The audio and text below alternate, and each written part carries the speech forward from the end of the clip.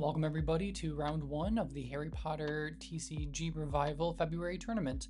We have up top Carter playing a Fred and George Adventure Creature Control deck, and on bottom we have Bruno playing a Hermione Overworked Student, also a creature control deck, a little bit different in terms of what they're doing though.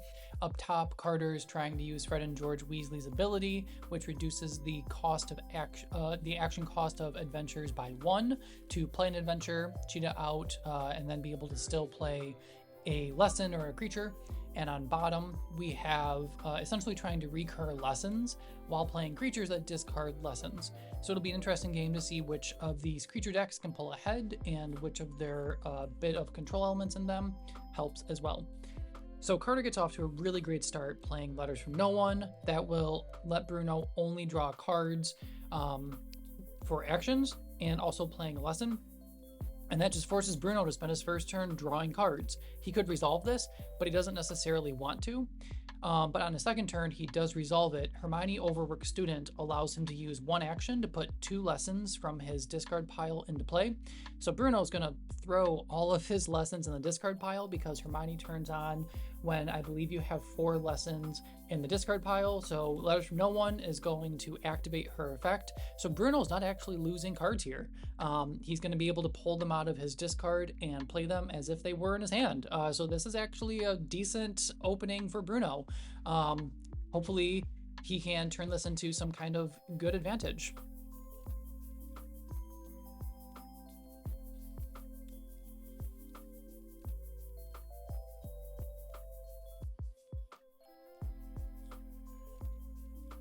So there we have Bruno playing 2 lessons with Hermione, and he also plays Full Moon.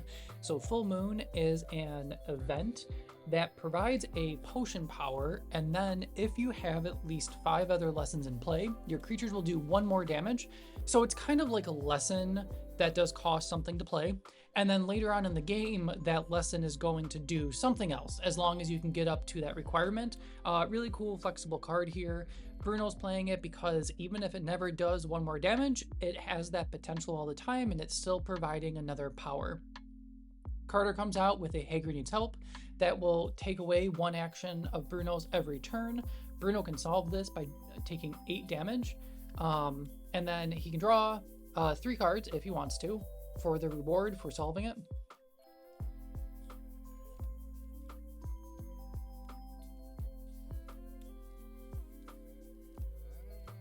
So Bruno does choose to solve Hagrid Needs Help. He still only gets 1 action on this turn because actions are determined before your turn, unless some card that you play states that you gain more action. And Bruno is going to take the draw from Hagrid Needs Help, which is a great move.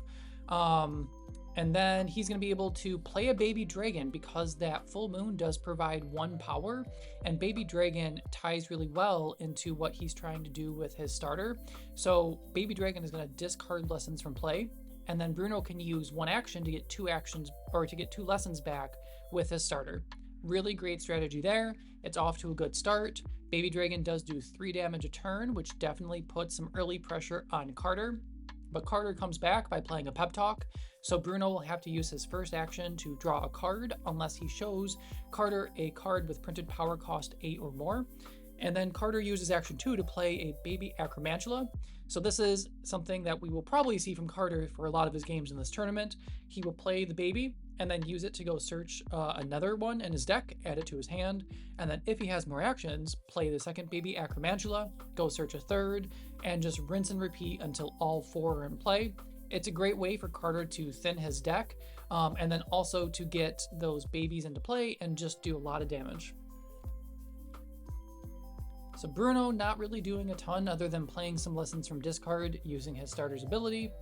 He is essentially restricted to 1 action. He does get to draw for his first action through Pep Talk, but this really means that Bruno gets 1 action to do something else on his turn, unless he can solve Pep Talk. And I think most of Bruno's deck are relatively low-cost creatures, so I don't know if he's ever actually going to be able to reveal an 8-cost card. So this is essentially a great card for Carter to play against Bruno because it is going to make Bruno waste one action on drawing a card, which gets rid of Bruno's deck very slowly, and then also just gives Bruno one less action a turn. Pep Talk is probably a great counter to Bruno's deck. It slows it down, and it just does a lot of stuff that Bruno probably isn't happy with. So Bruno has a couple of options here. He can definitely play a Picking on Neville to target the Pep Talk and try and get rid of it. Carter could just counter the Pep Talk by discarding 2 other creatures. Bruno could play the Black Bat, which he just did, and the Black Bat is going to do some more damage, and the more damage Bruno can get on board, the better off he's going to be. He also could potentially play just more lessons here, try to get more power, get up to 5 power to play Stairs into Slides. So there's some different things he could do depending on exactly what his end goal is. I think just more damage as early as possible is probably the best move.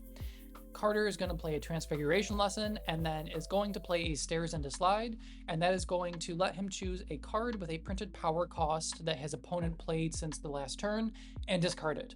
That was a great move by Carter. Stairs into Slides is actually appearing in quite a few decks this tournament. It's a brand new card released back in December, so just 3 months ago, and it's already taking over quite a few decks. It does have the restriction that it needs to be a card that came in last turn, and it needs to be a card with a printed power cost, but that seems to not be stopping it from just really overtaking this tournament and getting rid of so many cards. It's a great piece to get rid of your opponent's stuff. So Bruno does play Picking on Neville and uses it to get rid of a baby Acromantula. Great move just because that baby is providing some pressure back that Bruno probably doesn't want to be under right now. So Carter is going to play a Sandstone Gargoyle.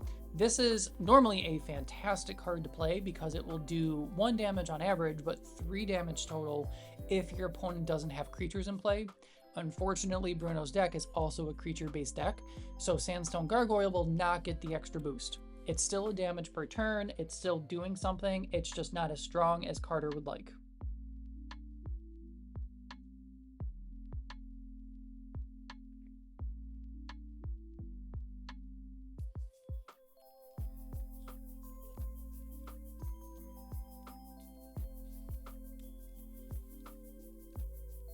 And he chooses the Gargoyle anyway. Not sure if that was the right choice or if he should have chosen Pep Talk just to try to start getting back those actions and drawing some less cards. But I guess Gargoyle does get rid of some of the pressure of damage every turn, so it's not a bad card for Bruno to get rid of anyway. So Carter is going to play a Slinking Ferret, which is a 1/1 that will let him draw a card when Slinking Ferret comes into play. And then Carter is going to play Baby Acromantula. So again, just kind of swarming those little creatures, doing a lot of little damage over time. Great plays by Carter there to get that pressure on the board. Bruno is going to use his starting character to get 2 lessons from his discard pile into play, and really that's what he needs to do. He needs more power. We saw that he couldn't play Stairs into Slides. He just needs to get a couple more power, and that should be all he needs.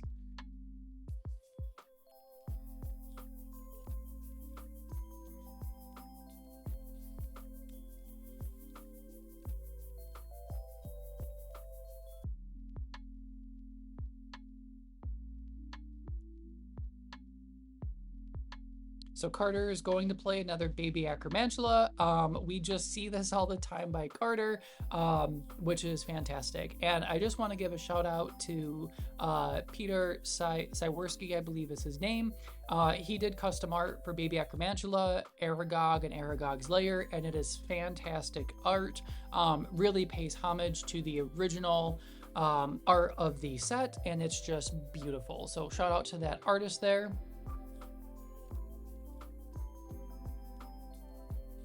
So it looks like Bruno is going to play a Black Bat. This is a card that is really just going to do 2 damage when it comes into play. So even if it's discarded next turn, it's still done damage. And it's just going to give 2 more pressure for Carter to have to work around. Their deck totals are fairly close.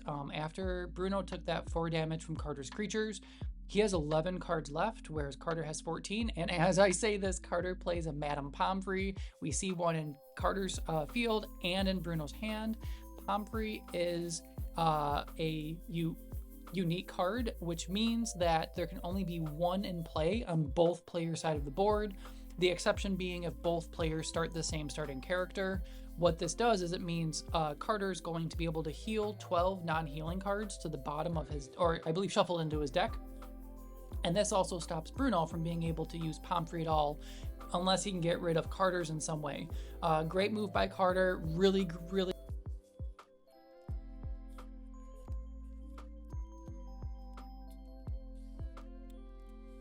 So Carter has healed 12, Bruno takes his turn, does some damage, and then plays a Scabbers Disappearance, I believe.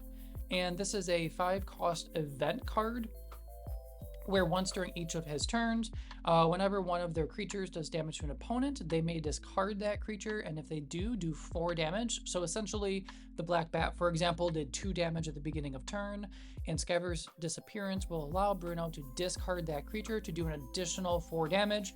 That's a great way to just get a little more out of these creatures. Not going to be enough for Bruno to come back at this point, I think.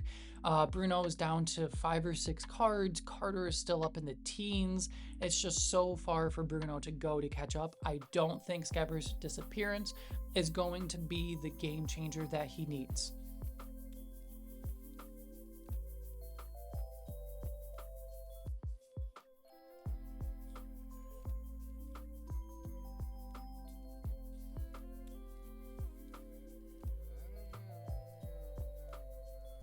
And it looks like Bruno is going to concede. There just wasn't a way for him to come back at this moment. Carter had enough damage on the board, and with Pep Talk really holding Bruno down in what he could do, there was just no way for Carter to come back at this point. Great match by both players. It was very close. Pomfrey really came out there toward the end and helped Carter pull out the win. Great game by both players. Those creatures really did the damage, and their individual control cards really did their thing. We love to see both of those decks working, and we'll see what they get to sideboard for Game 2. Both players in the in this format do get a 15-card sideboard, and they are able to swap this out to try to combat what their opponent is doing. Both probably looking for creature damage or ways to get rid of their opponent's creatures. Bruno may be looking for something to get rid of adventures, and Carter, if possible, may be looking for some way to essentially tax his opponent so that Bruno can't play as many cards. So we'll see what they do. And welcome to Game 2. So both players have potentially sideboarded. We will see what happens. Bruno gets to go first because he lost the first game.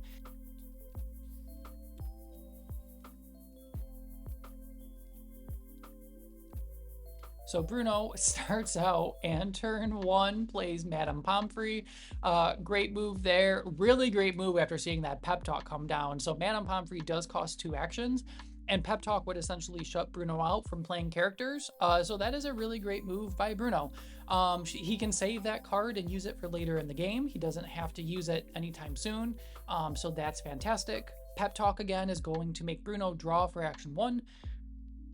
And then only have 1 action to do stuff with. And with Bruno not having a discard pile at this point, he can't use his starter to get 2 lessons for 1 action, so that's going to hurt him a little bit. Hopefully, Carter can start doing damage so that Bruno will have more lessons in his discard to play.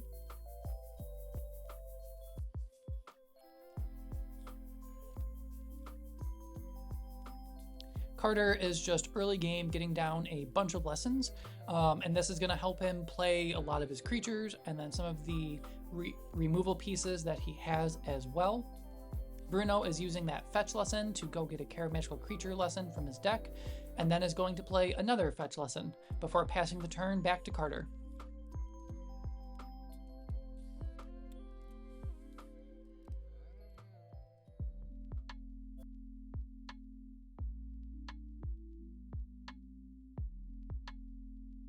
So Carter is going to play Baby Acromantula. Search his deck, grab a second, play a second, search his deck, grab a third. This is gonna probably be, again, just a really common play pattern that we see Carter doing. And this gets him board presence, gets him damage. It's a really great move by Carter. And then we see Bruno using that fetch lesson to go get another lesson from his deck. It's not helping him get up on lesson count, but it is letting him choose very specifically what kind of lesson he wants to have come into play. So Bruno has used his first action to draw a card because of Pep Talk, and now he gets one more, trying to decide what to do here. Playing another lesson is really, I think, his only move. He just needs more power, and he just does not have it. I believe he could play Baby Dragon, which I think costs 3. And then I think he could also play a Wild Boar. If I remember correctly, Wild Boar costs 2. And does force you to discard some lessons, but the great thing about Wild Boar is that even though you're discarding lessons, his starting character Hermione can just fetch them back from the discard pile and use one action to play 2 lessons. So he's not really losing that much, and he's getting a 3/5 creature on the board, which is just a really great statted line for a creature at 2 cost, especially when Hermione makes its downside not really a downside. So he does opt for the fetch lesson. It will fetch a potion lesson or a creature lesson, and Bruno will likely choose the creature lesson. I don't believe he's running potion lessons in his deck. So that's going to be great just to thin his deck so he's not drawing into too many lessons, and it will get another lesson in his discard to turn on his starting character. Great stuff here, but he just needs to get something else on the board because Carter is starting to really pull ahead. And Carter does play a Slinking Ferret, which will replace itself when it comes into play, and then does play a Sandstone Gargoyle, and this is essentially going to do 3 damage since Bruno is not getting creatures into play. And Bruno chooses to play the Black Bat. When Black Bat comes in, it will do 2 damage, and then it will just stop Carter's creatures from, specifically his Gargoyle, from doing an extra 2 damage a turn. Now it just does 1. So that was a great move by Bruno. Do some damage, kind of prevent that Gargoyle from going off too much. Really great move.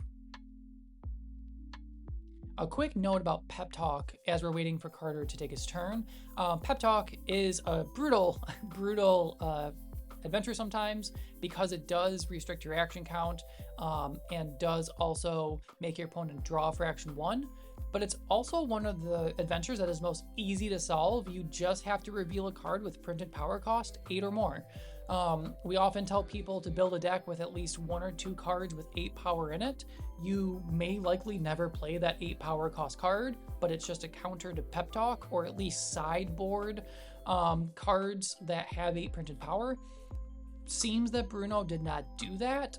He hasn't been able to reveal one yet, and I've not seen one yet. So hopefully he can do something about that, because Pep Talk is really screwing him over here. That picking on Nebel does get rid of the Gargoyle, which does get rid of 3 damage. That's fantastic. But there's just such a deficit right now between what Bruno can do and the control that Carter has over this game.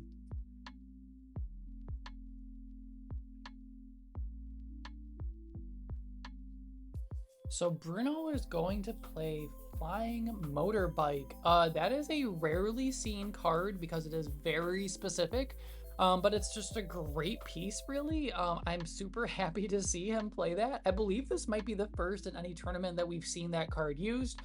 So it's a 3-cost Transfiguration card that lets you choose an adventure or location and play and discard it. If you do choose an adventure, you don't get the prize for discarding it because you're not solving it, you're just discarding it. But that does give Bruno back at least his first draw. Carter will come back on his turn with a Hager Needs Help, and that may just be game for Bruno.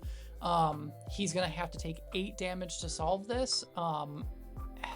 He does have Pomfrey in play, so Pomfrey will let him heal 12, and then he'll take 8 to solve it, so he's really going up 4 cards. Not huge, but it could be enough. And we do see Bruno using Pomfrey. And it looks like Bruno is going to play a baby dragon, so that will require him to discard 1 creature lesson in order to play it. Again, he doesn't care because he has his starting character to just replay lessons from his discard pile. And baby dragon will do 3 damage per turn. Bruno needs a lot more than just that dragon to come back from this deficit. Carter is up at 35, I believe, and Bruno is down to 22 at this point. That's a 13 card difference, and Bruno is not outpacing the damage Carter has on board right now. That is just really, really hard for Bruno to come back from with just 1 action. So Bruno is going to play Picking on Neville, and it looks like he's going to target Carter's Transfiguration lesson. This may not be the strongest move. It's Carter discards 2 baby acromantulas. I'm not sure what Carter is doing. He must have something in his hand that he needs more lessons for. Bruno is now on par with damage per turn, but he's still 13 cards behind Carter, so I don't know if he's going to be able to come back from this still. Interesting moves by both players there. I'm very curious what both players are trying to do. Very interesting moves.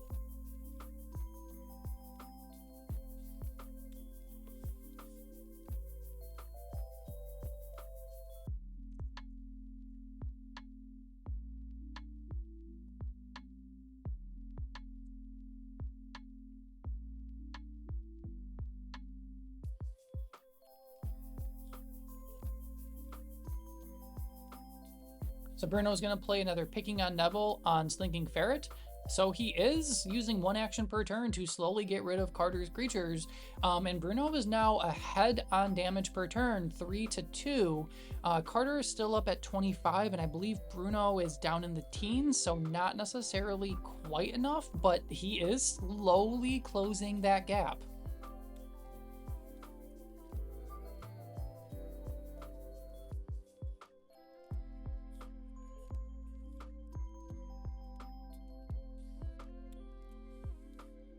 So Carter plays a Defendo to get rid of Madame Pomfrey. I wonder if that's what he was trying to do so he could play his own Pomfrey. Defendo is an 8-cost Transfiguration card that lets you just choose any card in play and discard it.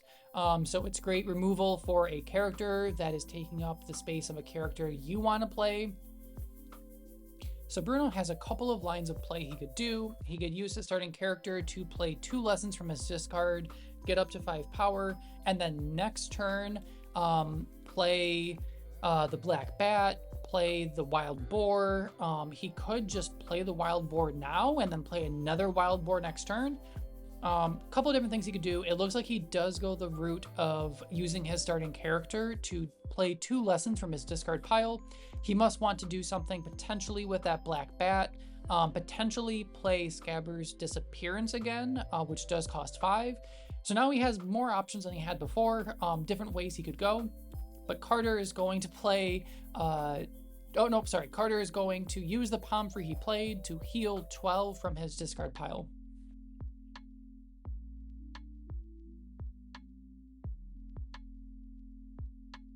So Bruno does draw another flying motorbike, but he may just be too far behind to make that motorbike worth playing.